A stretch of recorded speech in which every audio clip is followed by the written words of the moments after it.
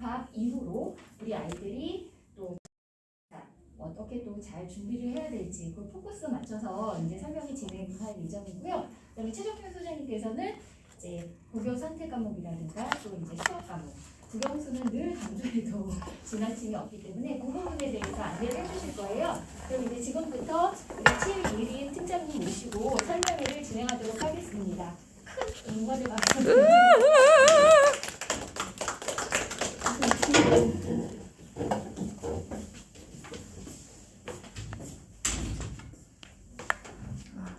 우리 예빈 선생님 아우라가 정말 장난 없죠, 어머니?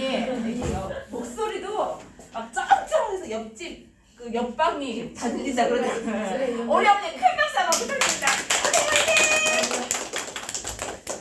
네, 지금 제가 수업을 열심히 해왔고 목소리 상태가 좀 많이 좋지 않아서 적당한 목소리로 진행하도록 하겠습니다. 네, 저는 지금 현재 예비고일 팀장을 맡고 있는 최예린이라고 합니다. 다시 인사드릴게요. 네, 오늘 저희 정규 커리큘럼 및 학교별 경향인데 제가 좀 시간을 줄이라는 압박을 받아갖고 학교별 경향을 아까 빼가지고 제가 혹시 궁금하신 학교 질문 받아서 제가 설명해 드릴 수 있는 학교면 설명을 드리도록 하겠습니다. 일단 저희 아마 제일 많이 궁금해 하실 게 고3이든 이제 중3에 올라오는 예비 중3이든 예비 고1이든 아마 모의고사라는 거에 대한 새로운 압박이 시작이 될 거예요. 기본적으로 저희가 주요 대학 정시 선발 비율을 좀 얘기를 한번 해보자면 물론 지금 현재 당장 예비 고1과 예비 중3 친구들에 해당하는 정시 비율은 아니겠지만 최근 추세를 한번 보려고 합니다. 지금 이번 연도의 수능을 봤을 때 유학생들의 정시 비율은 41.4%였고 내년에 수능을 볼 친구들의 정시 비율은 41.5%였어요. 결론적으로 말씀드리자면 정시 전형의 비율이 지금 40% 이상으로 확대되고 있는 추세인데요. 이 40% 이상으로 확대된다는 게 예전에 과거에 수시 위주로 학교를 갔었던 그 시기에 비해서 정시의 비중이 굉장히 많이 오르고 있는 추세라고 보시는 게 좋아요. 특히나 지금 주요 수도권들은 정시를 조금씩 확대를 하고 있고 비수도권 학교들 같은 경우는 수시를 확대를 하고 있는데 아무래도 아이들이 원하는 학교들이 수도권에 모여 있어서 사실 비수도권 학교들의 인원수가 많이 모자른 상황이에요. 그래서 비수도권 대학들은 수시를 확대돼서 저희가 전반적인 수시 비율과 정시 비율을 보면 수시가 많이 확대되는 것처럼 보이지만 대부분의 수시 확대는 비수도권 대학들이 진행을 하고 있는 거고 현재 정시가 확대되는 추세를 보이고 있는 건 저희가 생각하면 떠올릴 수 있는 주요 수도권 대학들은 다 이렇게 정시를 확대하고 있다는 겁니다. 현재 아이들이 원하는 학교들이 비수도권이 아니라 수도권에 있기 때문에 사실 지금 웬만한 학교를 가기 위해서는 이 수도권으로 가야 한다는 게 문제죠. 특히나 저희가 막 정시라고 하면 무조건 수능으로만 대학에 가는 가나다고만 생각을 하실 텐데 저희가 수능의 중요성 같은 경우는 이 수능 최저학력 기준에서도 보인다고 보시면 될 것 같아요. 이 최저학력 기준 같은 경우는 내신을 잘한 친구들한테도 제가 교과 전형이라는 게 있는데 그 교과 전형에 붙는 기준이라 보시면 될 것 같아요. 사실 대부분의 현역 친구들은 온전한 정시를 위해서라기보다는 이 최저 기준을 맞추기 위해서 수능을 보러 가는 학생들이 대부분이거든요. 간단하게 설명을 드리자면 올해 같은 경우는 이제 문과하고 이과 친구들을 비교를 했을 때 뭐 국수형 탐중 3개의 등급한 6이라는 거는 이 국수형 탐중 3개를 골라서 합이 6등급 안에 들어야 한다는 거예요.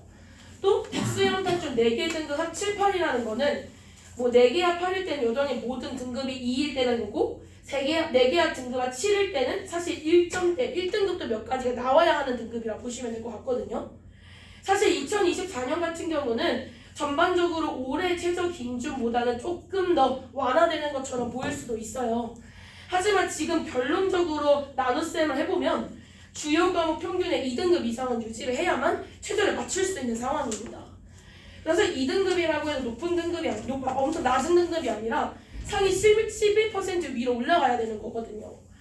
사실 아무래도 특히 문과 친구들 같은 경우는 현재 수학 최저 맞추기가 굉장히 어려워진 상황이에요. 아마 최근에 수능 뉴스나 이런 것들을 많이 보셔서 아시겠지만 현재 수학의 2% 정도만 문과가 차지하고 있다고 보시면 되거든요. 사실 문과 친구들 중에서 수학으로 최저 맞춘 친구들은 사실 거의 없다고 보시는 게 맞아요. 그러니까 국어 같은 경우가 이 문과 친구들이 최저를 맞추기인데 필수인 과목이 될 뿐만 아니라 사실 이과 친구들 같은 경우도 대부분이 국어로 최저를 맞추고 있어요.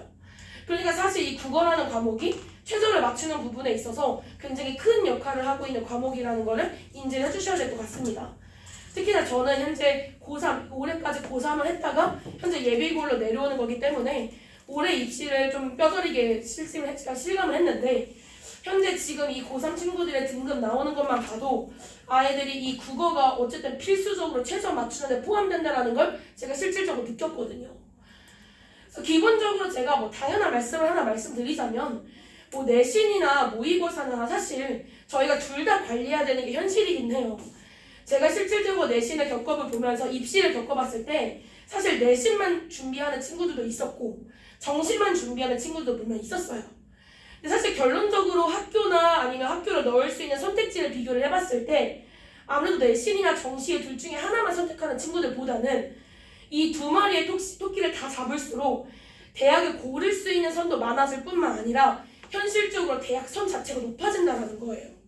그래서 지금 막 모의고사를 준비할 수 있는 기간이 넉넉한 우리 학생들 같은 경우는 이 내신과 정시를 어느 정도로 비율을 맞춰서 준비를 하는 게 중요한 상황입니다. 아까 말씀드렸던 것처럼 적어도 모의고사가 2등급 이상은 될 수 있도록 끌어올려 놓는 게 가장 중요한 상황이라는 거예요. 저희가 이런 것 때문에 내신뿐만 아니라 정규 모의고사 수업에서도 굉장히 많이 공을 들이고 있는 상황인데요. 아마 이제 예비 중3 친구들도 예비 고1 친구들도 같은 커리큘럼을 사용하기 때문에 다 알아두시면 좋은 포인트일 것 같습니다. 일단 저희는 매주 1회 3시간 그리고 플러스 알파 클리닉으로 진행을 하고 있는데요. 일단 이 3시간 수업부터 먼저 언급을 드리자면 저희는 90분 시간을 나눠서 국어 수업과 모의고사 수업이 나눠져 있다고 생각하시면 돼요.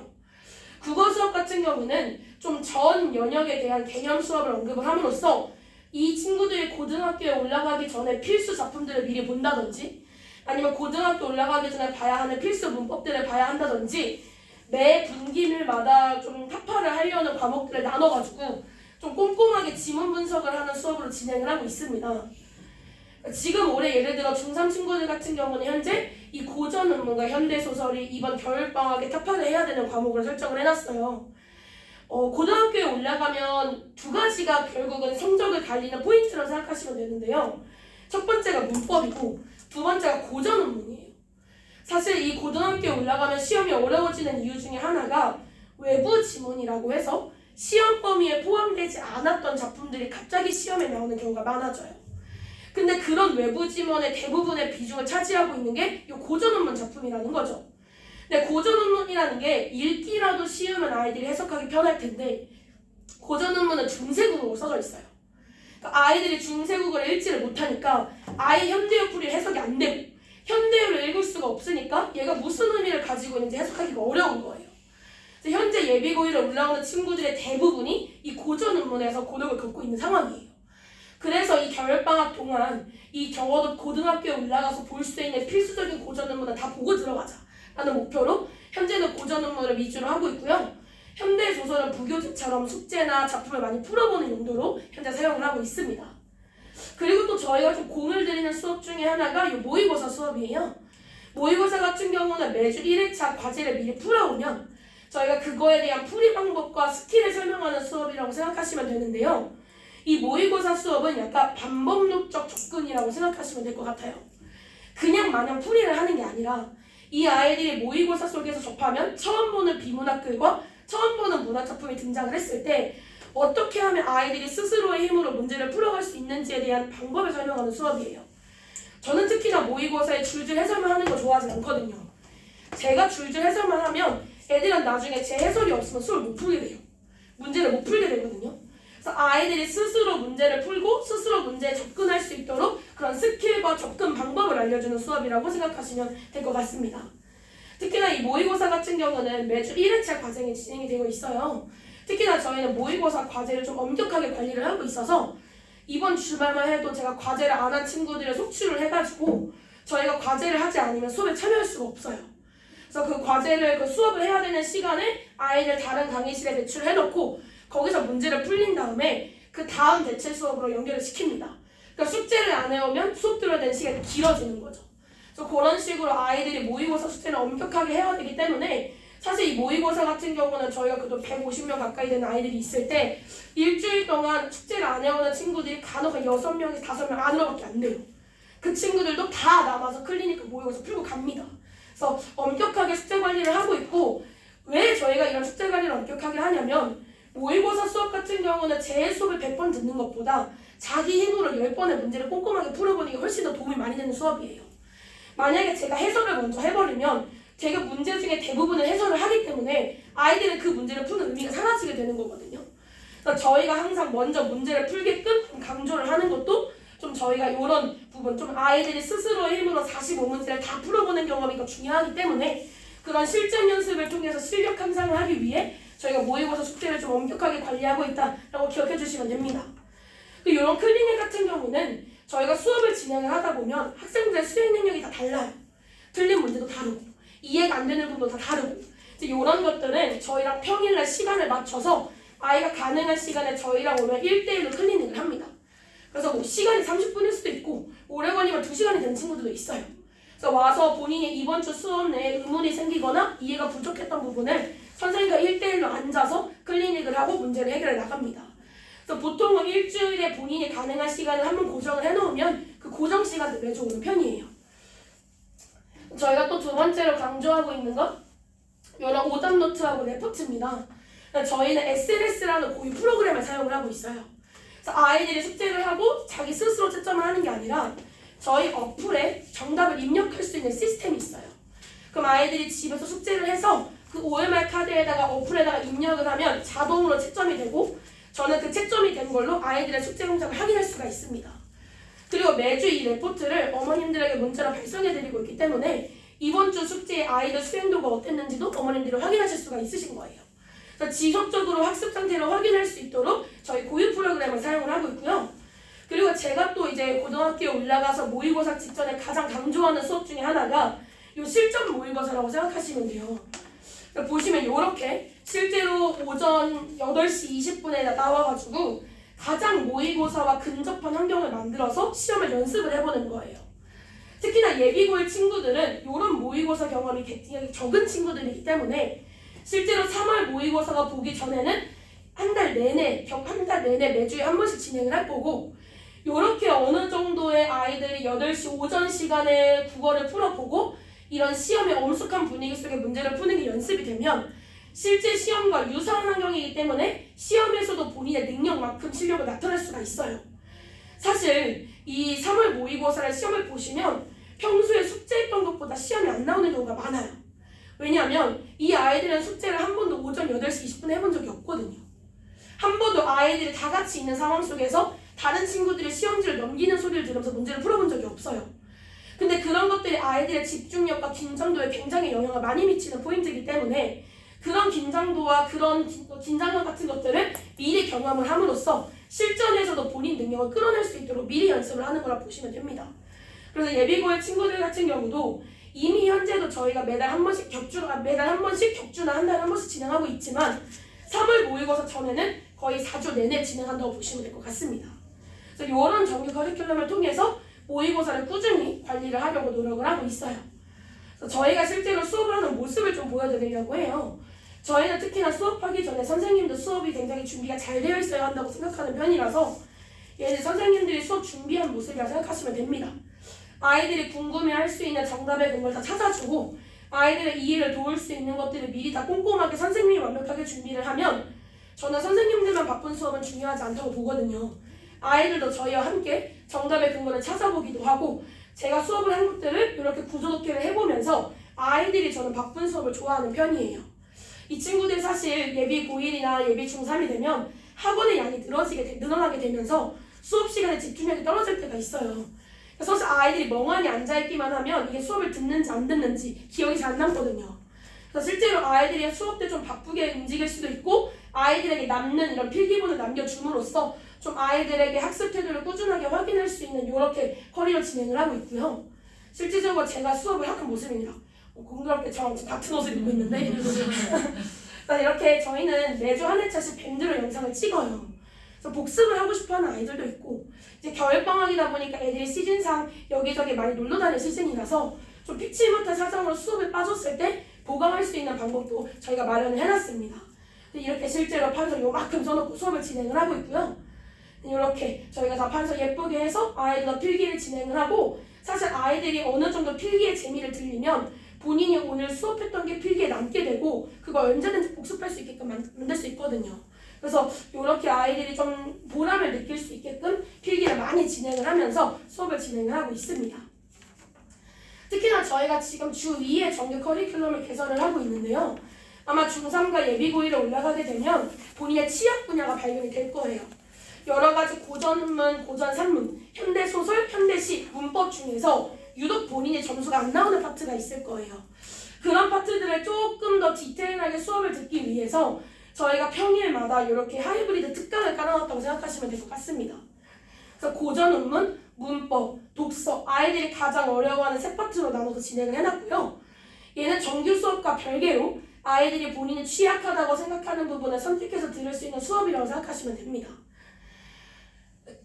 내신 커리큘럼 같은 경우는 현재 아직 학교가 선택되어 있지 않은 상황인 거고 저희가 내신 직전에 한 번 더 내신 설명회를 진행을 할 거라 간단하게 언급만 드리자면요.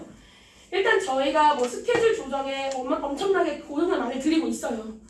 그래서 모든 아이들이 본인이 원하는 시간대에 최대한 수업을 들을 수 있도록 조정을 하려고 노력하는 편이고 특히나 정밀보원 수업 같은 경우가 내신 때도 역시 3시간 수업으로 진행이 되지만 주일에 의무 클리닉이 진행이 됩니다. 내신 때는 클리닉이 선택이 아니라 무조건 의무적으로 와야 돼요. 사실 주 2회라고 되어 있긴 하지만요. 저랑 내신했던 친구들을 보면 일주일에 2번도 나오고 3번도 나옵니다.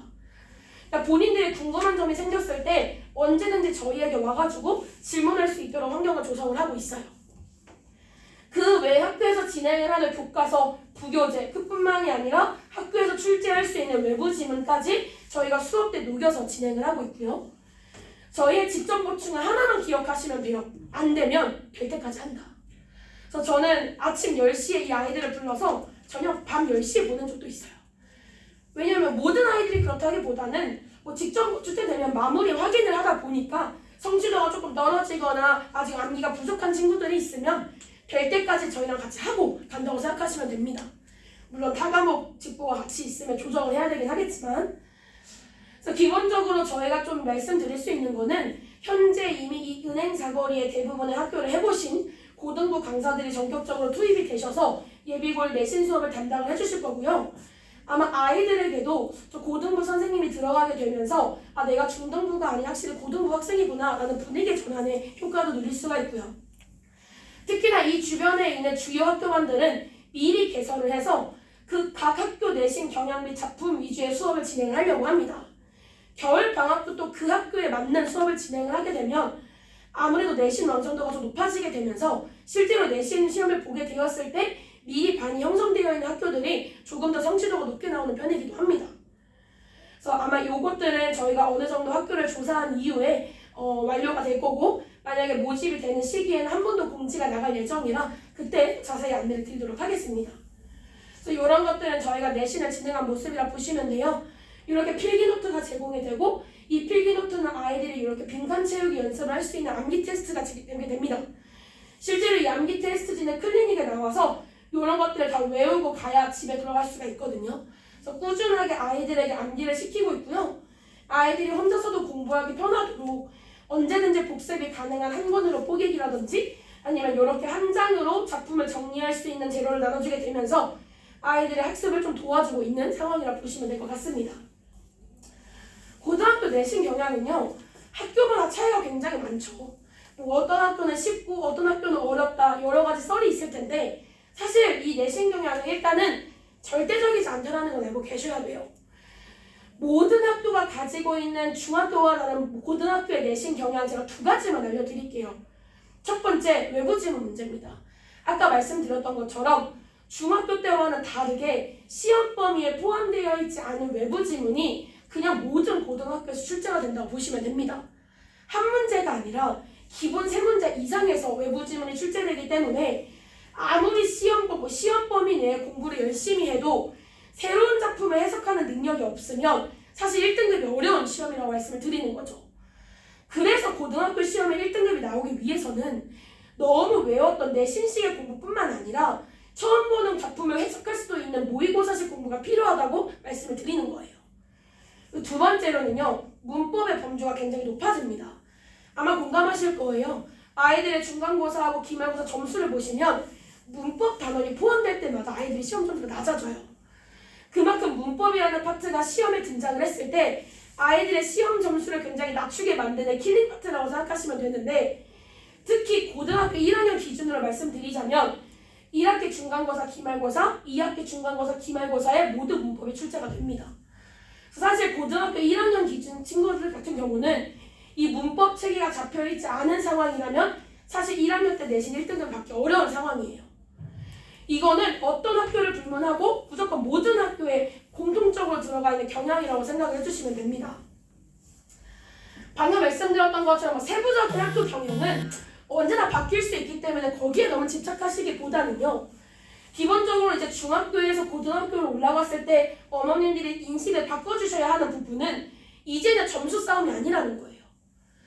저희가 중학교 때는 절대평가라고 해서 아까 원장님이 말씀하셨던 것처럼 40% 가까이가 A등급을 맞을 수가 있었어요. 근데 고등학교 1학년 기준 1등급은 4%까지만 받을 수가 있어요. 지금 보통 250명에서 300명 정도가 정원이라고 봤을 때 많아야 10명, 적으면 7명까지만 1등급을 받을 수가 있습니다. 그럴 뿐만 아니라 꼭 90점이 넘어야만 1등급이 나오는 건 아니에요. 실제로 요 주변에 용화여고나 영신여고나 아니면 몇몇 학교들을 보시면 1등급 컷이 79점일 때도 있었어요. 그러니까 80몇 점에 맞아도 1등급이 나올 수 있기 때문에 이제 고등학교 올라가셨을 때 어머님들은 점수가 문제가 아니라 상대적인 점수를 좀 보셔야 할 필요가 있습니다. 그래서 아이들에게 점수가 낮았다고 해서 무조건적으로 그거에 대한 언급을 하실 뿐만 아니라 좀 중간고사, 기말고사까지 멀리 보신 다음에 등급이 측정이 되어야 합니다. 그래서 좀 중학교에서 고등학교로 올라가겠어요 때 이 부분이 가장 많이 바뀌게 되면서 어머님들도 아직도 많이 혼란을 일으키는 부분이라서 이제는 등급 싸움이다라는 생각을 좀 가지고 계셔야 해요. 아까 말씀드렸던 것처럼 이제는 교과서만 공부를 해서는 되는 수업이 아니고요. 이런 암기뿐만 아니라 모의고사식 공부가 병행이 되어야만 온전하게 1등급을 가질 수가 있어요. 사실 고등학교 1학년 같은 경우는 내신을 잘하는 학생들과 모의고사를 잘하는 학생들이 나뉘어져 있어요. 초반에는 좀 두각이 되거든요. 근데 고2, 고3으로 올라가면 올라갈수록 결국은 모의고사 잘 보는 친구들이 내신을 잘 보게 됩니다. 학년이 올라가면 올라갈수록 모의고사식 문제가 훨씬 더 비중이 많아져요. 사실 저희가 고등학교 1학년 때만 내신을 관리할 게 아니잖아요. 그래서 고2, 고3까지 내신을 관리하기 위해서는 모의고사식 공부가 병행이 되어야만 고등학교 내신을 안정하게 관리할 수 있다는 겁니다. 말씀드렸던 것처럼 등급 문제이기 때문에 그 한 번 시험 잘 봤다고 해서 꼭 1등급이 나오는 게 아니에요. 또 그 시험을 한 번 못 봤다고 해서 1등급이 안 나오는 게 아닙니다. 저희가 중간고사, 기말고사가 합치고 거기에 수행평가까지 포함이 되면서 등급이 나오는 거기 때문에 생각보다 한 번의 결과로 좌절하거나 한 번의 결과로 자만하면 가장 큰 문제를 일으키는 것 중에 하나가 이 좌절과 자만의 문제예요. 그래서 기본적으로 중학교 때 같은 경우는 학생들이 학원에서만 공부를 잘해도 어느 정도 점수가 나올 수 있는 시험이었거든요. 근데 고등학교에 올라가면요, 학원은 점수의 창조자가 아니라 조력자 역할을 하게 됩니다. 무슨 말이냐면요, 학원에서 공부하는 거 말로는 1등급이 나오기가 어려워요. 그래서 이제 중2, 중3, 중3 올라가는 친구들도 예비 고1에 올라가는 친구들도 이제 스스로의 점수의 창조자가 본인이 되어야 해요. 학원은 그 점수에 잘 맞을 수 있도록 보완을 해주는 거고, 그거에서 학원 외에 자기주도 학습의 능력을 끌어올려서 아이들이 추가적으로 공부를 할 수 있도록 만들어내야 하는 시기입니다. 이런 것들은 이제 뒤에 선생님이 설명해 주실 거라서 넘어가고요.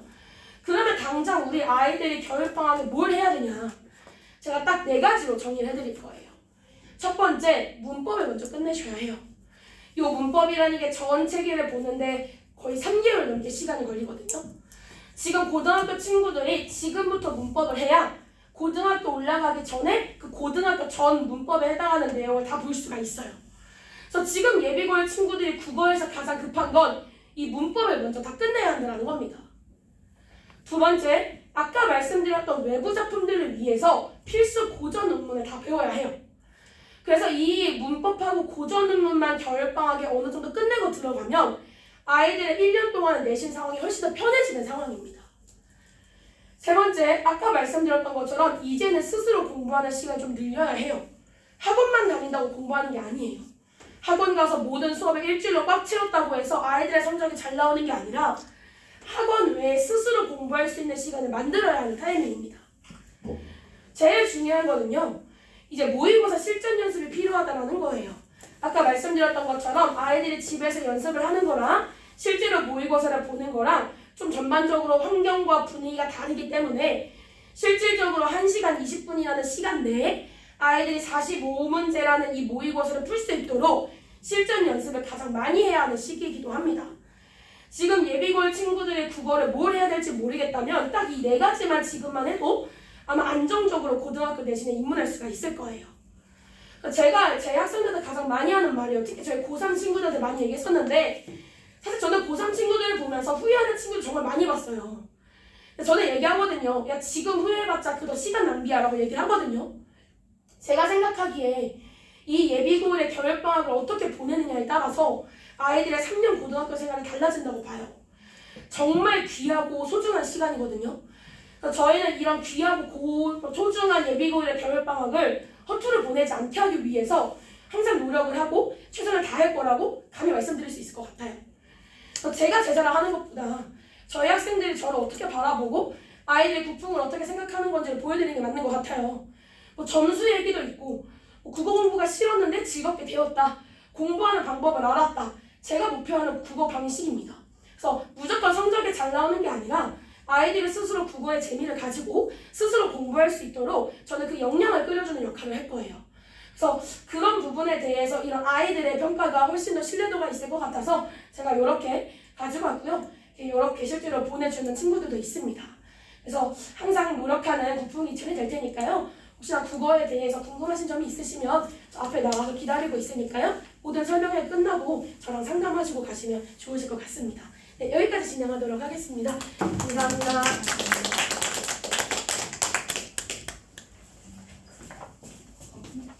감사합니다. 다음 순서는 저희 국영수 못지않게 통사하고 한국사가 고등학교 들어가면 이수 단위가 굉장히 높거든요. 그래서 그 부분에 대해서 이동찬 선생님께서 안내해 주시겠습니다. 박수로 맞이해 주세요. 이동찬 선생님. 네. 잠시만요.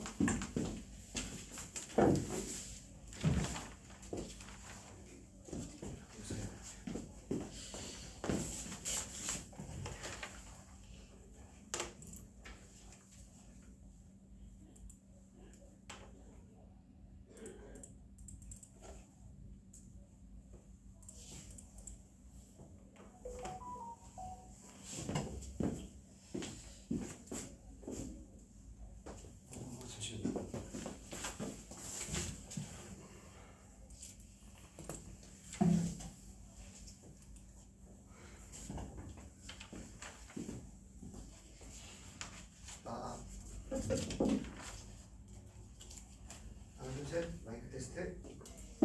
하나 둘 셋. 하나 둘 셋.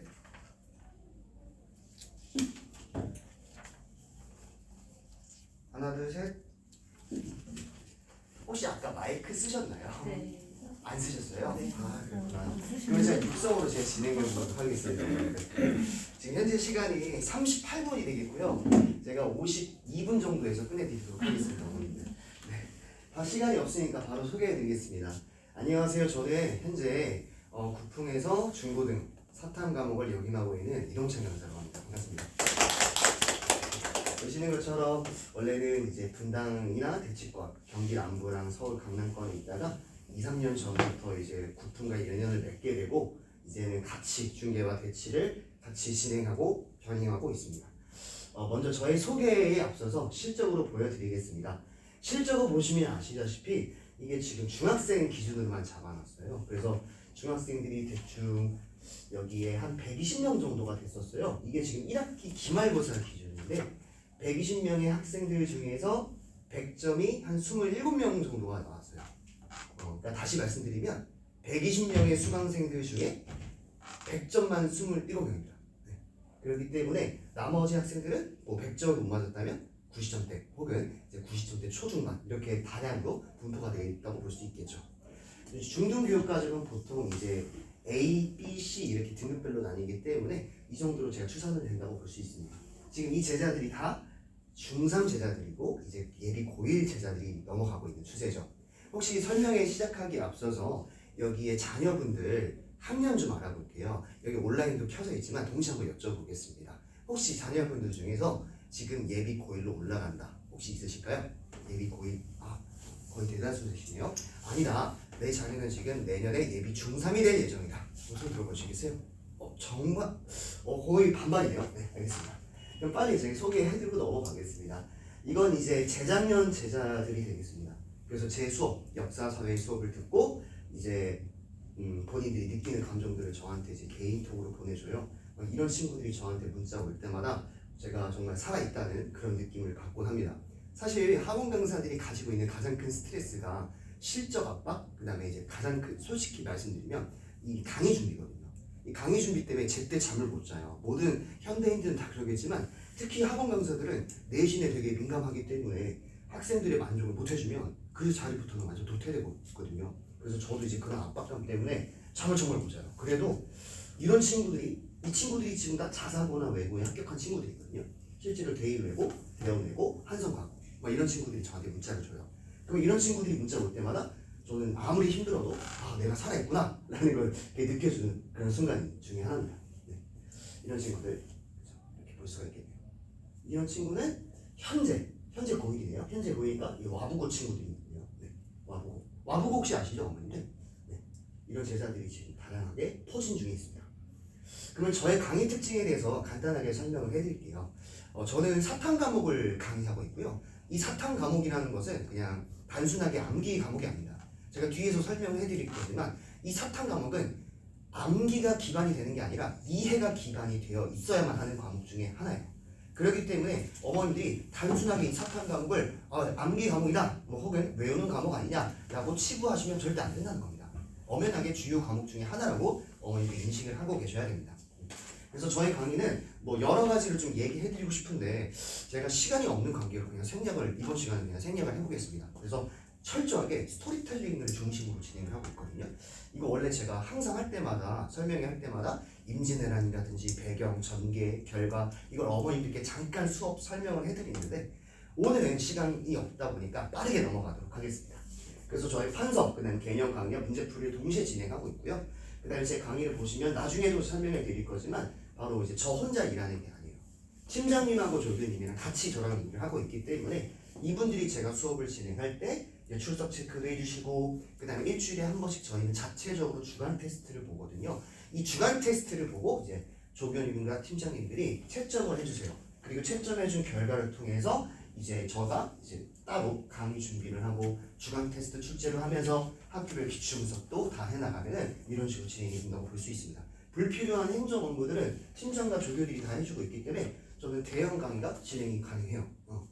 어머님들이 많이 질문들을 하세요. 저의 이름을 들어보신 분들도 계시고 처음 들어보시는 분들도 계시는데 대략 저의 강의가 한 적어도 15명 이상, 많게는 30명까지 꽉꽉 채우거든요. 특히 내신 기간 때는. 그럼 어머님들이 항상 이런 질문을 하세요. 선생님, 우리 아이는 소수정에 길들여져 있는데 이거 과연 진행할 수 있을까요? 라고도 많이 질문들을 하세요. 그럼 저는 여기에 대해서 2가지 정도로 대답할 수가 있을 것 같아요. 첫 번째는요, 앞에서 제가 말씀드렸다시피 저 혼자 강의하는 게 아니고 저 혼자 관리하는 게 아니라 팀장님과 조교님들이 계시기 때문에 크게 문제가 될 거 없습니다. 두 번째, 이건 좀 본질적인 얘기인데요. 20명 이상 강의 때 왜 중계동에서 제가 2년 동안 대형 강의를 진행할 수 있을까요? 잘 나오게 돼요. 간단해요. 대본이들. 이렇게 기억해 주시면 될 것 같고요. 이게 판서는 이게 지금 한국사 교재인데 동학농민운동에 대한 판서입니다. 철저하게 스토리텔링으로 되어 있어요. 많은 학생들이 중학생이든 예비 고1든 제 수업을 듣지 않았거나 아니면 내신을 대충 공부했던 친구들은 동학농민운동만 목격해? 라고 하면은 전봉준 정도는 알 수 있어요. 근데 그 전봉준 이후에 어떠한 동학농민운동의 성격인지는 절대 얘기할 수가 없어요. 시간 관계상 제가 이거 생략할 수밖에 없네요. 그래서 저희 강의는 철저하게 스토리텔링으로 강의가 구성이 되어 있습니다. 그리고 문제풀이까지 동시에 하기 때문에 내신 대비 그다음에 이제 뭐 윈터 이런 거는 필수적으로 많이들 들어가고 계시는 부분 중에 하나입니다. 보시면 보죠. 판서도 이렇게 아이들에게 여기가 이제 조선 후기 경제사의 포인트거든요. 아이들이 굉장히 어려워해요. 그래서 저는 도식화를 많이 표현해요. 예를 들어서 뭐 이런 거거든요. 오늘 도움 되실지 모르겠는데 여기 보이십니까? 지금 밭을 단면도 제가 잘라놨어요. 여기 패여 있는 부분이 고랑이고요. 여기에 지금 나와 있는 부분이 이랑이에요. 조선 초기와 조선 후기의 농업 방식이 다르구나 라는 걸 도식화 시켜드리고요. 가정시험에서 많이 나온 거 뭐 이런 거죠. 조선 초기 때는요 모내기법이 없었어요. 그러면 벼농사를 지을 때 그 벼씨를 한 곳에 뿌렸습니다. 제가 이렇게 표현한 거예요. 그죠? 네. 근데 조선 후기 때는요 모내기법으로 변해요. 어머님들 아실 거예요. 모판에 옮겨서 심어요. 그러면 일렬이 되겠죠. 어머님들 수능적으로 생각해 보세요. 우리는 이런 법을 집합법이라고 하거든요. 그냥 한 곳에 뭉쳐서.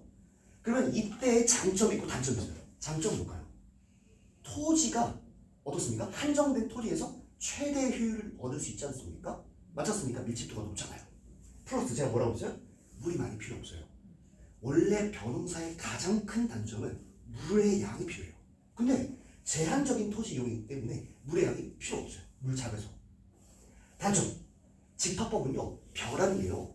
피가 있고 그 피에는 엄청나게 많은 잡초가 있어요. 한정된 토지에 집합법을 해버리면 불필요하게 피를 걷어내는 노동력들이 많이 필요해요. 정리할까요? 조선 초기 때를 모내기법으로 가셔야 돼요? 집합법으로 가셔야 돼요? 집합법이에요. 집합법의 단점은 뭘까요? 무엇보다도 벼의 수수나 피 따위를 제거하는데 드는 노동력이 많이 필요하다 이 말입니다. 근데 조선 후기 때는 모내기법이 들어가요. 제가 판서했죠. 모내기법은요 모판에 옮겨 심었기 때문에 불필요한 노동력이 필요 없어요. 나머지 잉여 노동력은 다른 모내기법을 하면 그만이에요. 그만큼 농업 생산력이 증가하고요. 농업 생산력이 증가하는 건 잉여 생산물, 남는 생산물이 많아진다는 얘기입니다. 남는 생산물이 등장한다는 것은 이것은 이제 어떻습니까? 갖다 팔면 그만이에요. 조선 후기 때는 장시, 거꾸로 얘기해볼까요? 시장 경제가 발달했다고 보는 거죠. 그럼 어머님들이 이런 얘기를 할 수 있어요. 학생들, 영리한 친구들. 선생님, 조선 초기 때는 왜 모내기법 안 했어요? 정답은 나왔습니다. 왜 그럴까요? 뭔가 이유가 있지 않을까요? 조선 초기 때는요, 때, 저수지, 보 이런 과학 기술이 없었어요. 후기 때 와서야 이렇게 물을 저장할 수 있는 수단들이 발명하게 되는 거죠. 이렇게 정리하면 조선 후기 농업은 그 누구보다 강력해지는 겁니다. 강의 더 하고 싶은데 어쩔 수 없어요. 어쩔 수 없어요. 네. 이렇게 생각할 수밖에 없어요. 네. 이런 식으로 강의하고요. 이제 내신 대비는 쟁점 노트라고 해서 아이들이 가장 어려운 것만 간추려서 진행합니다. 우리 아이들 그리고 어머니들 다 아세요. 90년대 때 다 교육을 받으셨으니까 신석기 시대 하면 유명한 토리 무슨 무늬토리? 비싸무늬토리. 그렇죠. 이거 국가대표예요. 한국인들. 근데 이건 어때요? 비싸무늬토리가 신석기인데 이런 민무늬토리는요? 민무늬토리는요? 덧무늬토리는요? 검은간토리는요? 붉은간토리는요? 이런 것들을 모아놓는 게 제 문풀 수업의 핵심입니다. 이렇게 어머니들에게 간단하게 정리해드릴 거고 주간 테스트는 이런 식으로 제가 온라인으로 출시를 하고 있습니다. 매주마다 테스트를 보고 그 테스트 결과는 조교들이 매주 월요일마다 어머님들 문자로 보내드리고 있어요. 우리 아이가 몇 점이지. 근데 중요한 건 아이들에게는 이게 좀 생각보다 실명으로 언급되는 게 좀 아이들이 좀 껄끄러워하나 봐요. 그래서 저는 이제 어떻게 하냐면 거리두기 20점, 축구율 19점 이렇게 표현이 되거든요. 이거는 이제 이 친구들이 실명제를 제가 안 하고 아이디 시스템을 도입해서 아이들이 이명성을 보장하는데 그 일을 갖고 있습니다. 조금씩 변해가고 있어요. 혹시 여기 있는 어머님들 중에서 혹시 자녀분이 제 수업을 들어봤다 혹시 계신가요? 오 계신가요? 네 계시군요. 네 그러면 잘 알고 계실 거예요. 네 이게 잘 알고 계실 거예요. 그러면 이제 도대체 뭐냐? 이제 어머님들이 이원화돼 있어서 예비 중3 현 중학교 2학년 학생들을 위해서 간단하게 말씀드릴게요. 이제 중3에 올라가시면 지금 예비 고1 어머님들은 당연히 공감하겠지만 한국사라는 과목이 있고 그 다음에 이제 사회라는 과목이 있습니다. 이 중3 사회랑 중3 한국사는 이제 고1 과정에 한국사랑 통합사에 그대로 연계가 되고 있고 심층 발전되고 있습니다. 그렇기 때문에 제가 생략을 좀 할게요. 이런 식으로 이루어져 있다 한국사. 그래서 쭉쭉쭉 이루어져서 수능 한국사까지 계속 연계되고 있습니다. 그리고 어머님들이 아시다시피 20대가 돼도 한국사 또 해야 돼요. 또 해야 돼요. 왜 그렇죠? 공격이나 뭐 사격이나 요새 한국사 능력 검정 시험은 거의 패스 앤 페일 수준이기 때문에 계속적인 노출이 필요합니다. 이렇게 기억을 해주시면 되고요. 중3은 한국사가 생깁니다, 어머님들. 지금 세계사죠. 자, 그 다음에 목차는 이제 제가 얘기하고 싶은 부분은 이제 특강이 개설이 될 거예요. 1월 7일 그리고 2월 26일까지 설날이 휴강이기 때문에 8주 특강이 아니라 7주 특강을 진행할 거예요. 그래서 이런 식으로 제가 커리를 짜봤어요. 광복 이유라는 건 질문들이 많아 주시는데 이승만 정부부터 문재인 정부까지예요. 그래서 이렇게 커리를 짜봤습니다. 그래서 웬만하면 노출되는 게 좋습니다. 그리고 제대로 되는 게 좋습니다. 노출이 되면 될수록 아이들에게는 자신감이 생기기 마련입니다. 사회 같은 경우도 정치, 경제, 사회, 문화 여러 가지의 지식들이 필요하고 이게 고1 통합사회 그대로 연계되고 통합사회 또한 나중에 고등 수능 사탐 선택 과목이가 그대로 연계를 끼치고 있습니다. 보시는 것처럼 여기 목차를 보시면 똑같습니다. 1월 7일부터 진행이 되고 일주일에 한 번 2시간씩 진행이 되고 있고요. 시간표는 제가 안내드릴게요. 이런 식으로 진행이 될 겁니다. 시간표입니다. 네. 지금 현재 제가 생각하고 있는 컬인데 이렇게 진행이 될 예정이에요. 그래서 많은 학생들이 작년 중3도 그랬지만 이걸 한 번에 듣는 친구도 있고 어떤 친구는 한국 사람 이거 하나씩만 듣고 교차 수업으로 듣는 친구들이 있어요. 그래서 어머니들이 이걸 감안해 주시고 나중에 이제 시간표 같은 격돌이 있지 않습니까? 현중의 어머니들은 이제 내신이 끝나면 다시 한번 바뀌실 텐데 참고해 주시고 어머니들이 옮겨 주셨으면 좋겠습니다. 자세한 내용은 기획실에 있으니까 설명해 드릴게요. 그 다음에 이제 대다수의 어머님들이 예비 고1일 거예요. 예비 고1이요. 중3 한국사는 또 달라요. 중3 한국사는 n분의 1이거든요. 구석기, 신석기, 삼국시대 다 n분의 1인데 요놈은 좀 달라요. 전근대사가 30%고요.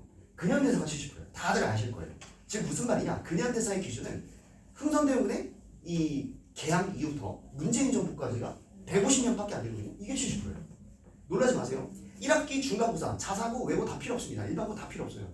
1학기 중간고사가 구석기 시대부터 조선 후기까지예요. 아이들 멘붕이에요. 진짜입니다.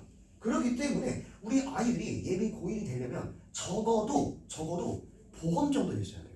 보험 정도 있어야 돼요. 그게 보통 윈터에서 이루어집니다. 그래서 이제 통합사회, 한국사 내신 반영 비중은 제가 아무리 말해도 강제로 지나치지 않을 것 같습니다. 바로 넘어가도록 하겠습니다. 그 다음에 이제 통합사회가 있습니다. 통합사회도 중3사회 때 배웠던 내용들이 그대로 연계되고 있어요. 그래서 실제로 지금 통합사회의 제 수업을 듣고 있는 친구들은 이 중3사회부터 꾸준히 들었던 친구들이라서 정말 웃으면서 수업합니다. 왜? 저는 중등 전문 강사가 아니니까 그리고 저는 고3 전문 출신 강사이기 때문에 사실 중학생들에게 알게 모르게 수능형 학습 방식이 세뇌된 거예요. 그 빛을 지금 보고 있는 거죠. 문풀하면서. 어쨌든 이렇게 계속 이어지고 있다는 거 기억해 주시면 좋겠습니다. 하고 싶은 말은 많은데 시간이 없네요. 마찬가지로 통합사회 역시 7주간 진행 예정이에요. 1월 7일부터 2월 26일까지 설날은 휴강이니까 7주차. 그래서 이런 식으로 제가 통합사회를 목차를 짜봤고요. 강의 시간표입니다. 강의 시간표 역시 한국사부터 안 보여드렸네요. 한국사도 마찬가지입니다. 고일 한국사 이런 식으로 진행이 될 예정이고요. 내용은 좀 다릅니다. 중3 한국사보다 좀 더 어렵습니다. 시간표는 이렇게 되어 있습니다. 시간표는 이런 식으로 진행이 되는 거 기획실 측에서 좀 자세히 여쭤보시면 알아주실 수 있을 것 같습니다. 그래서 교재는 이 정도로 되고요. 실질적으로 교재는 강의가 아니라 강의는 제 판서고요. 이거는 그냥 문제풀이 정도, 부교재 정도라고 생각하시면 돼요. 어때요 어머니들? 제가 좀 빠르게 진행했는데 좀 적응되셨나요? 네. 어머니들 귀중한 시간 내주셔서 감사드리고요. 좀 이따 제가 대기하고 있을 테니까 질문 있으시면 언제든지 질문 부탁드리겠습니다. 감사합니다.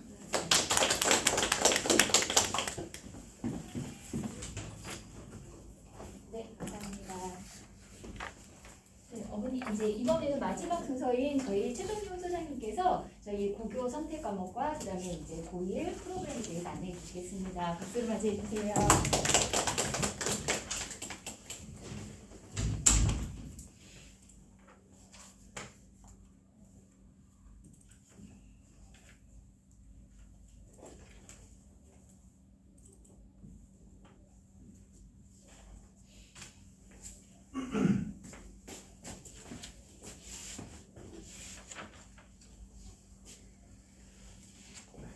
인사를 다시 한번 드리겠습니다. 저는 국풍이천 수학과 부원장 최정용입니다. 반갑습니다.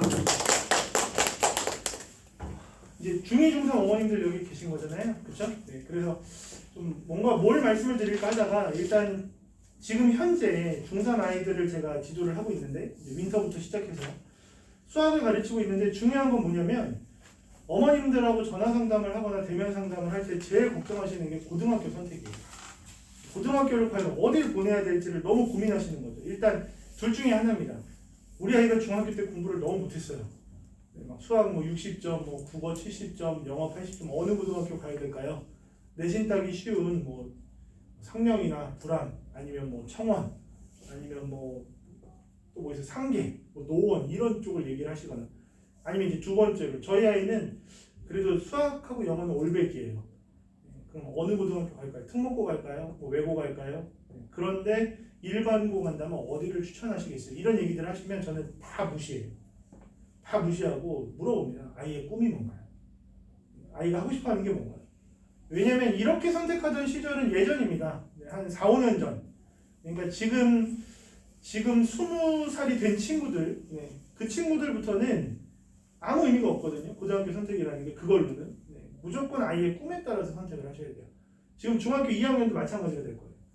내년에 굉장히 혼란스러운 겨울을 맞이하시게 될 거라서 일단 수학적인 내용 잠깐 말씀드리고 그 다음에 그 고등학교 선택에 대한 부분을 좀 집중적으로 말씀을 드릴게요. 일단 제가 지금 초점을 맞추고 있는 건 2023년도 1학기 중간고사입니다. 물론 고1 올라가는 애들은 대학을 결정할 수도 있는 시험이고요. 그럼 중3 올라가는 친구들은 내가 고등학교를 어디까지 생각할 수 있을까를 점검하는 시험이 될 겁니다. 그리고 수학 시험의 난이도가 예전에는 을지하고 상명이 독보적이었다면 올해 같은 경우는 중계중이 좀 많이 앞섰어요. 그걸 어떻게 할 수 있냐면 대부분 중학교 때 배우는 내용이 고등학교 1학년 수학에 똑같이 나오거든요. 근데 중학교 분명히 2학년 시험지인데 고등학교 1학년 아이들 내신할 때 다루던 기출문제가 나와 있어요.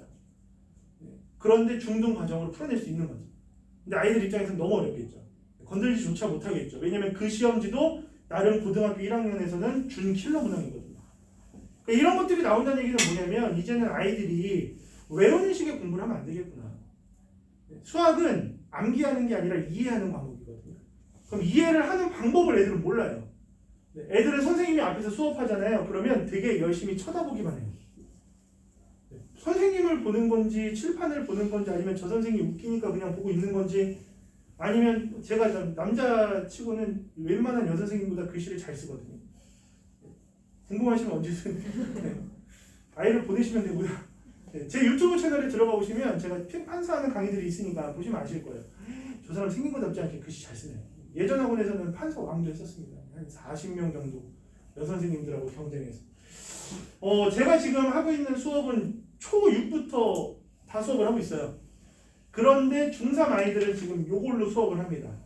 중3 아이들이 선행을 많이 나간 친구들이 있어요. 막 수원 수투하고요, 막 미적하고요. 걔네들 다 지금 수학 상하하고 있어요.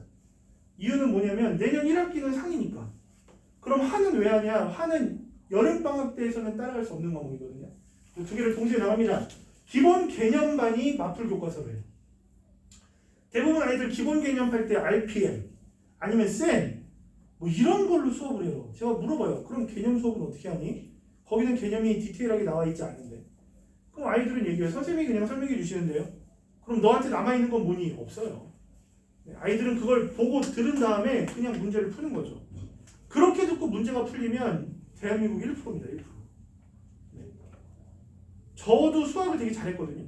고등학교 때 서울시 수학 경시대회 2등하고 막 이랬어요. 근데 중요한 건 저는 모르는 문제가 나오면 선생님한테 질문을 하는 게 아니라 그 문제를 풀기 위한 개념이 뭘지를 고민을 합니다. 근데 아이들은 그게 아니에요. 모르면 질문해요. 그럼 선생님이 뭘 모르겠니? 그러면 다 모르겠어요. 그건 질문이 아니잖아요. 그죠? 너 수업 다시 해. 이런 거잖아요. 그래서 아이들한테 강조하는 건 뭐냐면 이 마플 교과서라는 책은 되게 두꺼워요. 여학생이 수학 상하 2권을 들고 있는데 정말 너무 힘들어 보이더라고요.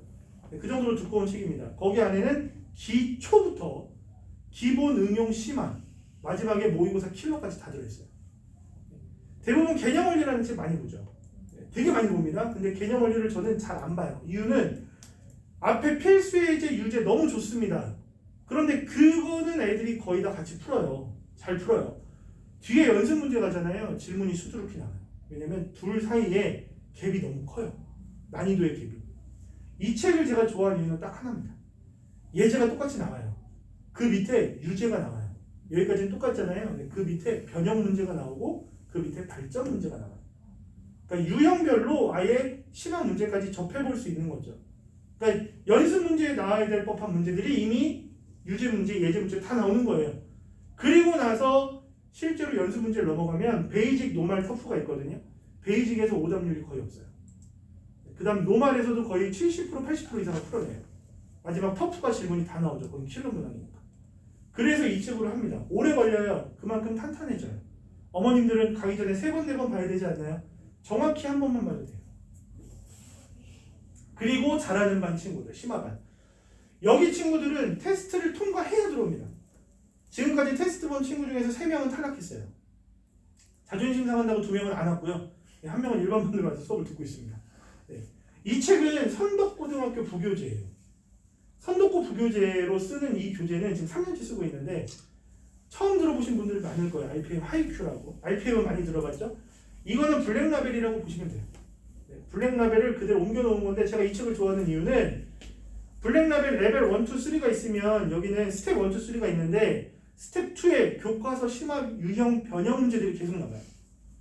교과서를 기본으로 나오는 문제들이 굉장히 시험에 많이 나오거든요. 그래서 제가 이 책을 추천을 하고 아이들한테 실제로 이 책으로 수업을 했을 때 성취도가 굉장히 좋아집니다. 수업하는 방식은 마플 교과서 같은 경우는 개념 위주의 수업이에요.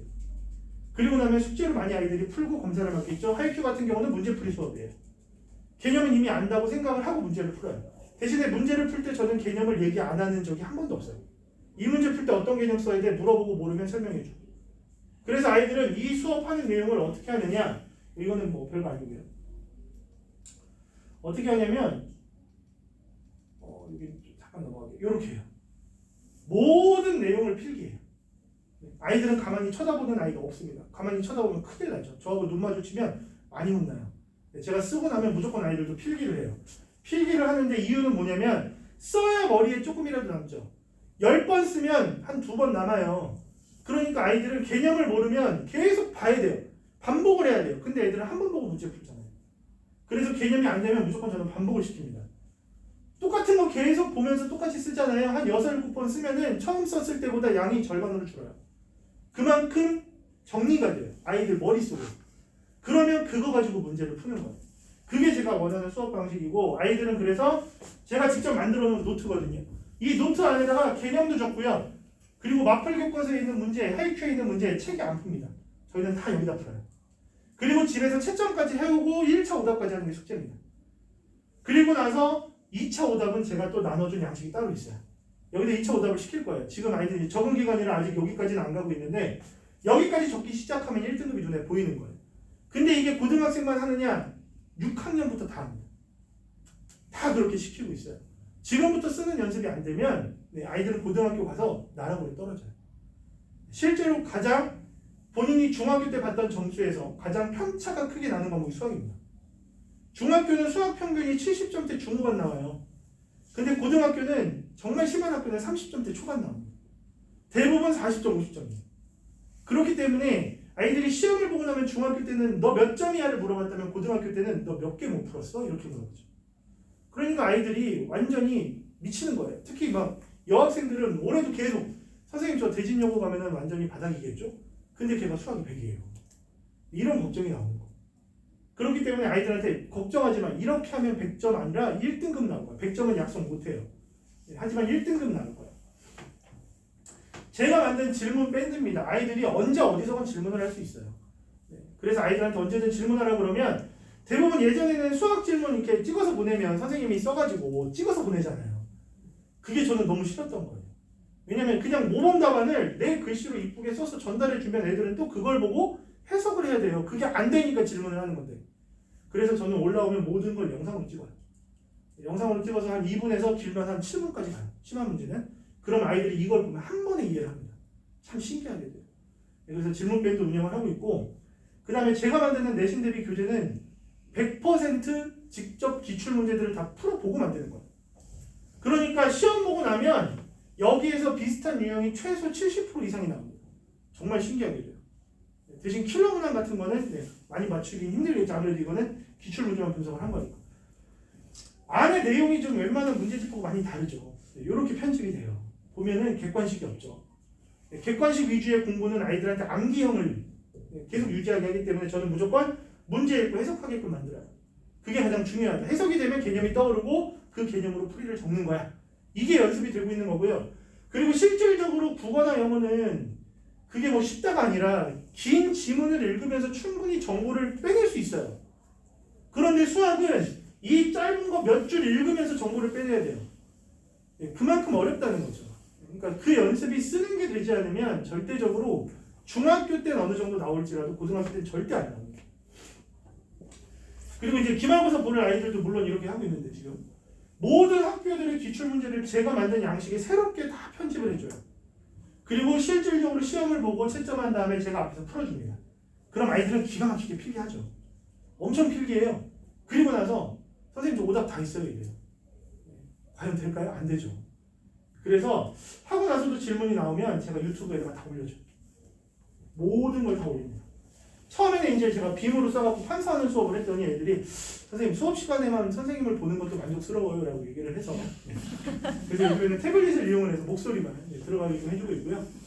중요한 건 뭐냐면 많이 웃기시죠? 수업 시간엔 더 웃겨요. 애들이 미칩니다. 중요한 제가 무슨 얘기했죠? 중요한 건 뭐냐면 이렇게 해줬는데도 안 보는 애들이 있어요. 그리고 분명히 아까 오답했다고 검사 맡았잖아요. 그래서 저는 아이들한테 경고를 해요. 너 나중에 오답했다고 했는데 이거 시험 문제 내가 똑같이 내서 서술형으로 시험 봤는데 틀리잖아. 넌 지금까지 오답 틀린 거 다 다시 할 거야. 거짓말인 줄 알았나 봐요. 실제로 시험 봤는데 다 틀려서 다 틀린 아이가 있어가지고 그 친구는 2박 3일 동안 오답을 했어요. 그랬더니 그 다음부터는 제대로 오답을 하더라고요. 제가 찍은 영상 중에서 가장 이제 급속하게 조회수가 늘어났던 건 재연고 기출을 구독자는 365명인데 조회수가 2,940회가 나왔어요. 한 3개월 만에. 그러니까 무슨 얘기냐면 한 학년이 2,000명이 아니잖아요. 그죠? 그만큼 사실은 저는 제 영상에 되게 프라이드가 있어요. 기본 개념부터 풀이과정 만드는 연습까지 자세하게 써주니까 아이들이 보는 거고 지금까지 가장 조회수가 높은 건 27,000회. 그렇게 만든 영상도 있다고 자랑하는 거고요. 그 다음에 수학시험이 제가 70%가 비슷하게 나온댔잖아요. 얘는 비슷하게 나온 게 아니라 문제가 아예 똑같이 나왔어요. 시험에. 문제가 아예 숫자까지 그리고 구하는 것까지 요거 100으로 바뀐 거 빼고는 똑같이 나왔어요. 이렇게 정답률 아이들이 높여질 수 있게끔 제가 문제 찍는 요령도 뭐 많이 풀다 보니까 기출문제를 풀다 보니까 나오는 거고요. 그 다음에 보여드릴 게 이제 바로 보여드려야 되니까 이제 수학은 궁금하시면 이따 끝나고 물어보세요. 그럼 자세하게 말씀드릴 테니까 일단 선택 과목이 제일 중요합니다. 고교학점제가 뭐 계속 일부 시행되면서 뭐 192학점으로 바뀌면서 신경 쓰지 마세요. 얘네들은 수능 체제가 안 바뀌기 때문에요. 선택 과목에만 집중을 하시면 돼요. 중요한 건 뭐냐면 선택 과목이 왜 중요하냐면 아까 말씀드렸죠. 꿈이 중요하다고. 고등학교 올라가면 문이과 구분이 돼서 문과 시간표, 이과 시간표가 나오는 게 아니라 아이마다 시간표가 2학년부터 달라져요. 그렇기 때문에 선택 과목을 잘 짜야 되는데 우리 아이가 선생님 생명공학을 하고 싶어요. 생명과학을 하고 싶어요. 이렇게 얘기를 해주시는 분은 제가 아예 학교를 찍어줘요. 올해 아마 고등학교 1학년 여학생 중에 올라가는 애 중에 가장 지원 많이 하는 학교는 어디일까요? 네, 올해는 청원여고가 될 거예요. 재작년에는 혜성이었어요. 작년은 아마 영심, 혜성 거의 비슷했던 것 같아요. 올해는 청원이 독보적입니다. 심지어 저희 재원생 중에 2명을 선택 과목 가지고 고등학교 고민을 안 하더라고요. 갑자기 영신을 갈까요? 아니면 대진을 가서 좀 열심히 할까요? 용화여고 과중을 갈까요? 그래서 제가 아예 용화여고 과중만 하고 청원여고하고 선택 과목 분석을 해드렸어요. 그랬더니 그럼 청원여고 가야겠네요 라고 얘기를 하시더라고요. 학교마다 깔리는 과목이 다 다릅니다. 깔리는 과목 개수도 다르고요. 그리고 깔리는 학년도 다르고요. 깔리는 실수도 다르고요. 그러니까 우리가 이제부터는 뭐에 집중을 해야 되느냐? 우리 아이의 꿈에만 집중을 하시면 돼요. 맨날 물어보세요. 너 나중에 커서 뭐 될래? 나는 엄마처럼 엄마가 되고 싶어. 이러면 진짜 한 대 때려야 돼. 너는 머리는 데코레이션이니? 항상 얘기하셔야 돼요. 제가 자주 쓰는 표현이거든요. 전라도 사람이다 보니까 네 대가리는 데코레이션이냐? 얘기를 많이 하는데 애들이 꿈을 생각 안 하고 그냥 고등학교는 어떻게든 가겠지라는 생각을 하고 있으니까 들어가서 꿈이 생겼는데 제대로 선택 과목 찾아간 친구가 듣는 과목이 있고 걔는 못 듣는 과목이 생기는 거예요. 지금 자기소개서는 지금 고3에서 끝납니다. 지금 고2부터는 대학 갈 때 자기소개서가 없어져요. 교사 추천서도 이미 없어요. 그럼 아이를 어필할 수 있는 건 생활기록부밖에 없죠. 그럼 일단 대학에서 보는 건 전공 적합성을 보는데 우리 과에 오기 위해서 어떤 과목을 들었지를 볼 거라고요. 그러니까 블라인드로 면접을 하더라도 대학에서는 딱 본 순간 이거 하나고네, 용인외고네, 외대부고네 알 수 있는 과목들이 있어요. 네, 뭐 미시 경제학 뭐 이런 거 나와요. 그러면 그거는 아마 민사 그다음에 외대보고 하나고 이렇게밖에 없을 거거든요. 그럼 얘네는 그 학교 중에 하나니까 무조건 뽑겠죠. 그렇죠? 그러다 보니까 일반고에 깔리는 과목들이 예전에는 되게 편협했어요. 좁았어요. 근데 올해부터 제가 놀랄 만큼 너무 바뀌었어요. 그래서 보여드리는 거니까 일단 얘네가 기본적으로 깔리는 진로 선택 과목들이에요. 대부분 1학년 때 공통, 그 다음에 2학년 때 일반 선택, 3학년 때 진로 선택으로 구분이 되는데 일반 선택, 진로 선택이 이렇게 짬뽕으로 막 섞입니다. 2, 3학년 때. 그럼 일반 선택 과목은 쉽게 말하면 수능 과목이라서 어디나 들어야 돼요. 그러니까 진로 선택 과목을 뭘 듣느냐가 중요한데 요건 안 찍으셔도 돼요. 별로 쓸데가 없어요. 네. 중요한 거는 그래도 내가 꿈이 인문 계열 쪽이면 세 과목 중에서 고전 읽기를 듣는 게 나 이게 퍼센트거든요. 이렇게는 얘기를 해줄 수 있어요. 근데 이것도 의미가 없어요. 이게 별 의미가 없더라고 해보니까. 왜냐면 디테일하게 들어가면 그때부터 난리가 나요. 과별로 선택 과목이 완전히 달라지거든요. 일반 선택은 어차피 수능에서 봐야 되는 거니까 별 필요가 없다면 진로 선택 과목의 변동을 보셔야 되는데 여기다가는 앞에 있는 진로 선택 과목만 넣어놨어요. 그러니까 이거 말고 추가적으로 깔리는 과목을 들으면 그때부터 앞서 나가는 거예요. 그게 진로 전문 분야라는 선택 과목이에요. 오늘도 아마 나눠드렸을 겁니다. 그래서 이게 여기에는 몇 개 안 나와 있는데 어머님들 드린 자료에는 거의 60개 과 정도가 나와 있어요. 안 찍으셔도 저를 찍으신 건 아니죠? 찍고 나서 우울할 때 보세요. 아니면 뭐 제 다른 표정도 많으니까요. 이런 과들을 제가 60개 정도 넣어놨으니까 한번 보세요. 보면서 아이랑 얘기도 해보세요. 너 무슨 과 가고 싶어? 생각 좀 해봐. 네, 그런데 이런 과는 기존에 우리가 많이 보던 과고 사실은 신생과들이 엄청나게 많죠. 그렇죠?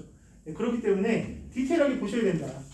라는 거고 그리고 나면 이제 노원구를 한번 보자고요. 일단 노원구 거 준비하는데도 한 3, 4일 걸리기 때문에 어머님들도 찾아보실 수 있어요. 언제든. 어머님 인상 쓰시는데 야, 안 보여. 이거 어떻게 보여줄게야.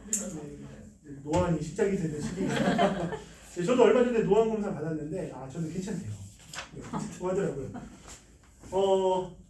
이래 보여도 좀 있으면 50이라서 요거는 어머님들이 언제든 찾아보실 수 있어요. 네이버에서 학교 알림이라고 검색을 하시면 학교 알림이 사이트가 나옵니다.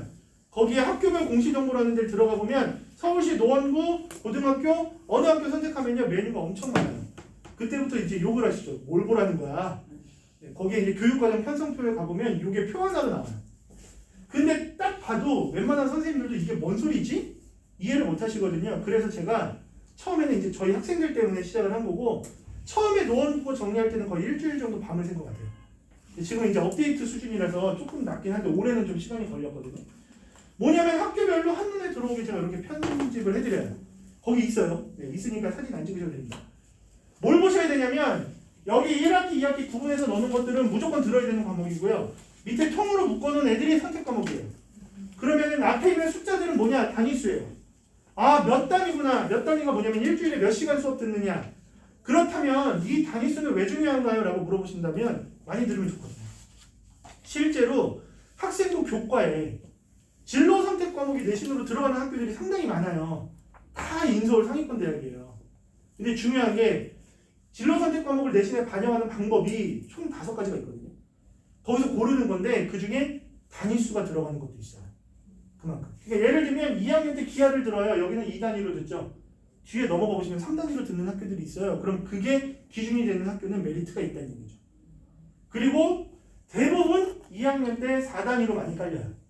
그런데 여기를 5단위로 까는 학교들이 있어요.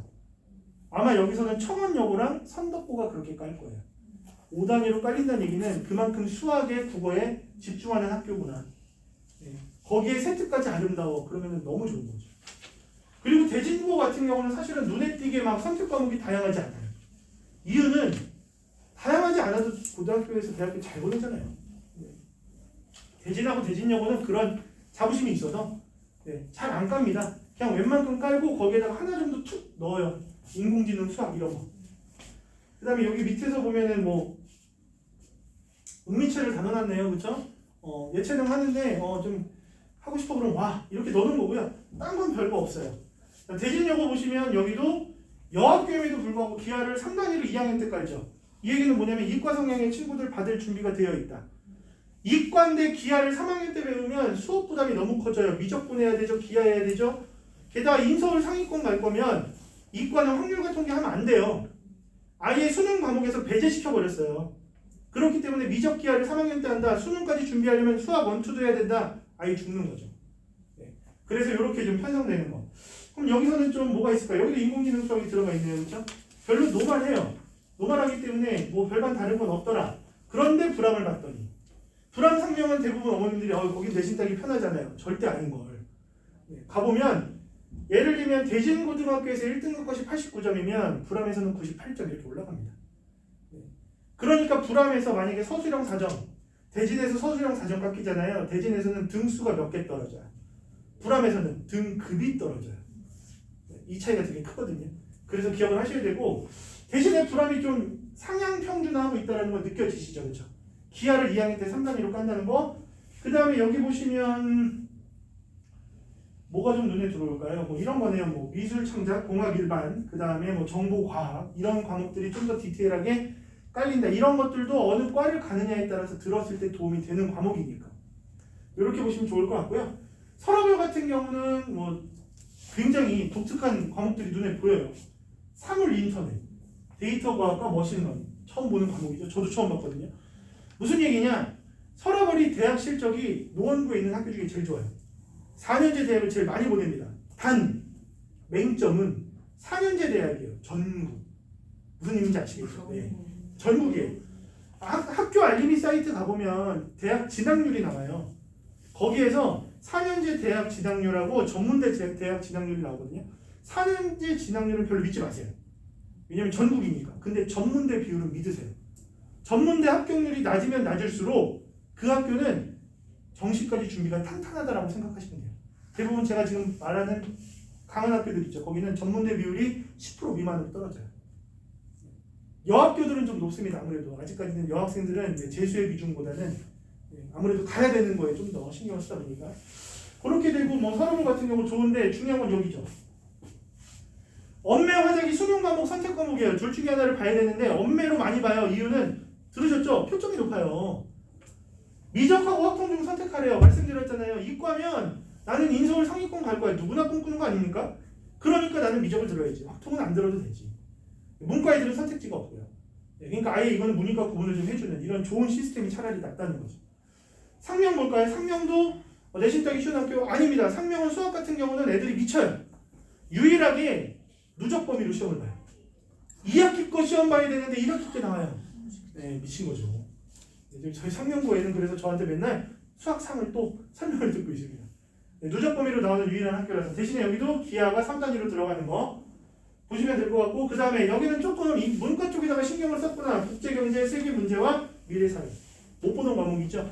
그러니까 예를 들면 국제학과나 경제학과 가치구들 이런 거 들으면 이미 한 발자국 앞서 나가는 거고 거기서 세특이 잘 쓰이면 그러면 굉장히 유니크한 질문이 나올 거고 자신 있게 대답하면 합격. 그렇게 보시면 좋을 것 같습니다. 수학 같은 경우는 100점이 하도 많아서 1등급이 없던 시절도 있어요. 네, 근데 이제는 좀 많이 변해가고 있다는 거. 영광하고 월계 같은 경우는 사실 이제 저쪽 라인에서 내신 따기 쉬운 학교라고들 많이 인식하는데 들어가 보면 내신 따기 어렵구나라는 걸 느껴요. 네, 그렇기 때문에 그런 부분들 좀 긴장을 하셔야 되고 영신여고는 원래 문학 독서가 깔리는 학교였는데 바뀌었어요. 엄매로. 네, 그러면서 제가 알기로도 국어는 노원구에서 제일 어려워요. 1등급 거 70점대 나올 정도로 그 정도로 힘든 학교니까 생각하셔야 되고 깔리는 과목들 나쁘지 않습니다.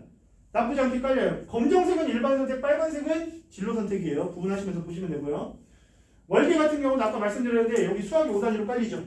그나마 이런 거 좀 메리트 있다는 얘기예요. 예. 용화여고 같은 경우는 일반 반과라서 별로 메리트가 없어요. 과중반은 다르니까. 재현 같은 경우는 굉장히 잘 깔았어요. 창의 경영 공학 일반. 굉장히 주도적이죠. 그런데 여기는 이과 쪽 아이들이 들어갔을 때 좋은 게 뭐냐면 대부분 과학 초과목까지는 누구나 깔거든요. 근데 그 밑에 보시면 물리실험, 화학실험, 지구과학 실험 들어가 있죠. 이 실험 과목은 자습고에서 깔리는 거예요. 선덕고나 이런 데서. 근데 이걸 깔았다는 얘기는 그만큼 메리트 있게 가자. 그런데 생명과학은 안 보이죠. 남학교입니다. 생명과학은 여학생의 어떤 전유물처럼 과학 더럽게 못하는데 물리화학 선택해요. 남자애들이요. 자존심 때문에. 그리고 나중에 큰일 나죠. 그러다 보니까 어떤 애는 정말 놀라운 게 3학년 1학기 때까지 물리화학 하다가요. 갑자기 3학년 2학기 때 화학하고요. 뭐였더라? 생활과 윤리인가? 그거 봤어요. 그렇게 봐도 수능은 상관없거든요. 근데 등급은 물리가 더 잘 나왔습니다. 그런 친구도 있어요. 청원하고 청원여고는 완전히 상향평준화 됐어요. 잘 깔립니다. 못 보던 것들 많이 깔릴 거예요. 찾아보시면 됩니다. 청원여고는 제가 밀 수밖에 없는 이유가 일단 아까 말씀드렸죠. 5단이라고요. 그리고 추가적으로 보시면 아까 생명과학 할 거예요. 생명공학 할 거예요. 그 얘기는 왜 가라고 했냐면 생명과학 2, 그 다음에 고급 생명과학의 생명과학 실험까지. 전국단위 자석을 깔리는 과목들이에요. 대신에 이게 다 깔리진 않아요. 그러니까 이제 팁을 주는 거죠. 무조건 1학기 중간고사 때 전교 1등해. 그리고 저는 생명공학과 갈 거라서 이런 과목들 듣고 싶어요 라고 하면 학교에서 만들어준다는 얘기죠. 당연히 가야 되니까. 그런 식으로 좀 전략을 세우는. 해성도 잘 깔려요. 잘 깔리는데 청원여고가 앞섰어요. 이제 더 이상. 그리고 선독 같은 경우는 워낙 잘 깔리니까 여기도 다 5단. 그렇죠? 그 다음에 이제 마지막인데 시간을 제가 좀 많이 썼네요. 세특이 왜 중요한지만 보여드릴게요. 면접 질문의 거의 90%예요. 90%를 세특에서 찾아요. 이유는 뭐냐면 전공 적합성이 제일 중요하니까. 그런데 세특을 학생 생활기록부를 보면은 되게 노멀하게 깔리는 애들이 많다고요. 그래서 그거 관리를 하려면 지금부터 우리 아이가 쓰는 연습을 많이 해야 세특을 적어내라고 할 때 선생님한테 돋보이는 세특을 만들어낼 수가 있습니다. 무슨 얘기인지 아시겠죠? 이거에 대한 부분은 또 얘기할 시간이 있을 테니까 그때 또 말씀을 드리도록 하고요. 수학적인 부분 도움 필요하시면 언제든 저한테 말씀을 해주시고, 그리고 고등학교 선택은 그냥 대충 하는 게 아니다라는 거 이제는 명심하시면서 이후의 계획들 세우셨으면 좋겠습니다. 감사합니다.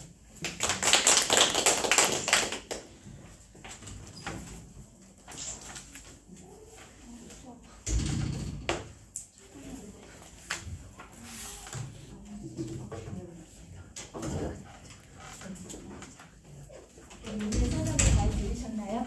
네. 그래서 뭐 질문사항이나 이런 부분들을 이제 데스크에서 안내를 해드릴 거고요. 저는 실질적으로 우리 학생들 수업에 대한 안내를 좀 잠시만 하겠습니다. 그리고 안내 자료지 보시면 일단 이제 예비 고1 같은 경우에는 정규 수업 외에 하이브리드 특강이라고 해서요. 그러면 아예 이거 보이실까요? 2023년도 겨울방학 특강. 조금 자료집을 넘겨보시면 특강에 대한 부분이 있을 거예요. 시간표라든가 요 강좌 내용이.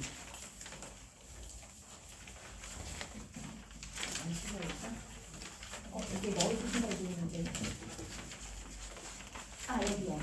여기 이 자료집에 여기 보시면 일단 그 고1, 내년도에는 이제 우리 중3이 고1이 되잖아요.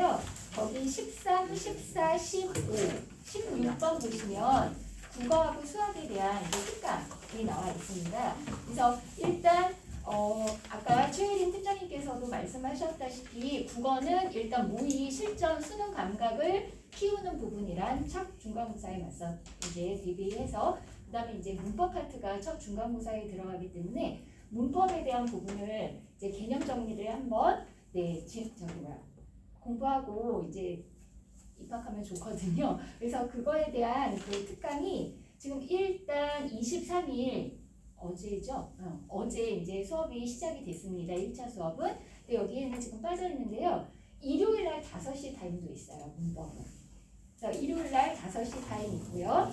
그 다음에 내 아이는 지금 운문문학 파트가 좀 많이 중학교 때도 부족했다. 그러면 이제 화요일 거 장유진 선생님 거 운문 요 파트를 이제 신청해 주시면 될 것 같고요. 그다음 비문학 독서 파트는 12월 8일 날 첫 개강입니다. 그래서 그 시간 4시 반부터 2시간 동안 진행이 되고요. 그러면 수업 봐주시면 될 것 같습니다. 그리고 중1, 2 대상으로 저희 목동관에서 근무하고 계신 한상준 선생님이 이제 저희 영어 국화 특강 수업이 2달 동안 있어요. 1, 2번 보시면 있으시거든요. 근데 이 선생님은 강남구청 인강으로도 어머님들한테 굉장한 인지도가 높으시다고 하세요. 그래서 어제 또 등록을 해주신 분이 있으시고요. 문제는 이제 좋은 강좌를 어머님들한테 이제 소개드리는 목적도 있는데 맨 첫 상단을 보시면 얼리버드 이벤트라고 해서요. 11월 말까지 이제 등록을 해주시면 10% 혜택을 더 받으실 수 있으세요. 그러니까 특강은 사실 지원생들이 조금 더 추가적으로 부족한 부분을 이제 보강하기 위한 프로그램에 대해서 원래 좀 혜택을 드린 가격인데 30일까지 등록을 해주시면 여기에 추가 10% 혜택이 적용이 됩니다. 그래서 제가 좀 안내 말씀을 드렸습니다. 네, 그리고 일단 저도 국어 강사로서 한 17년, 15년 가까이 수업을 했었는데요.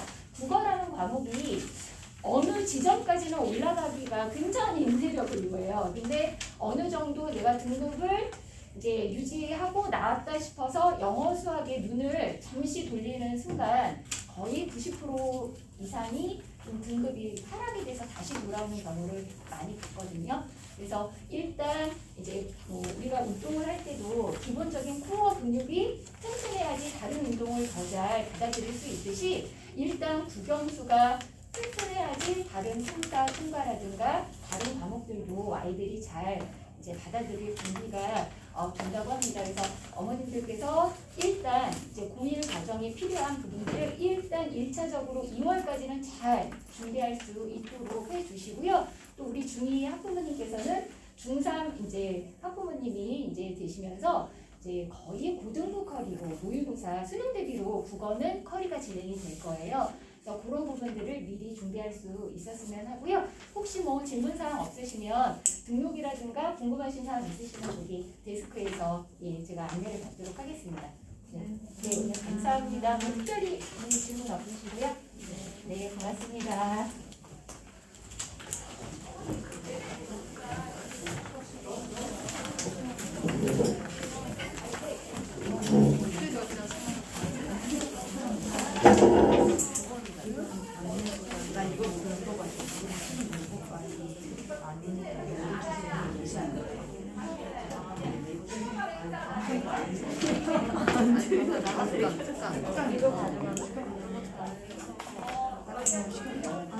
난 나한테 다 제일 좋았어.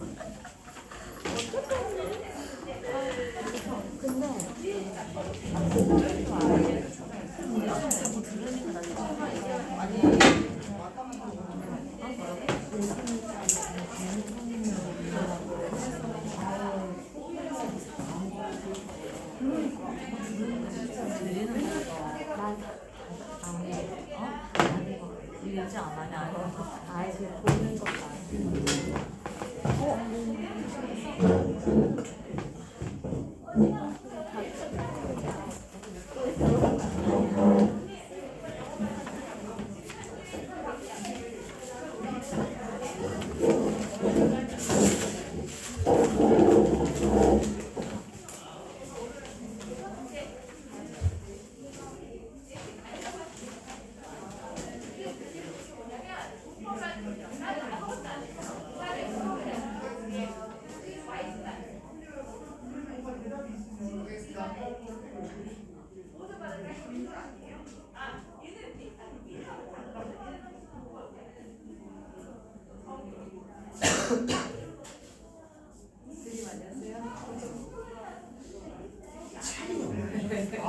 책이 어디시구나. 아, 그러시구나. 어머님, 이거 지금 다 방송이 꺼진 게 아닌 것 같긴 한데, 아이고. 어머님 그렇게 잘하셨어요? 네. 잘 아이들은요? 아, 네. 아이고, 어머님, 제가 처음 뵀어요. 많이 두 번째가 쓰네.